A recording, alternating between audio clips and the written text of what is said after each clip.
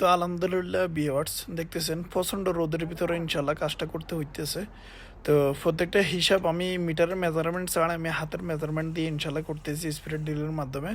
তো spirit deal এবং screw দিয়ে আমি লাইটিংটা করতেছি ইনশাল্লাহ।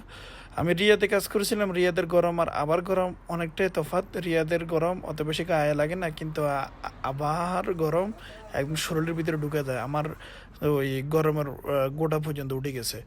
তো তারপর আলহামদুলিল্লাহ করতেছি ইনশাল্লাহ। তো দেখতেছেন লুকটা কীরকম আসতেছে ইনশাল্লাহ।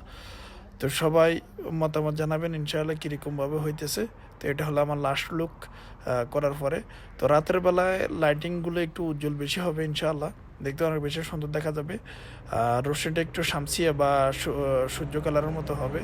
তো একদম লাস্ট থেকে ফার্স্ট পর্যন্ত লুকটা আসলে দেখতে অসাধারণ লাগে। তা আপনাদের কার কাছে কীরকম লাগছে অবশ্যই জানাবেন ইনশাআল্লাহ। রমজানের লাইটিংগুলো আমরা এই পর্যন্ত সমাপ্ত করলাম।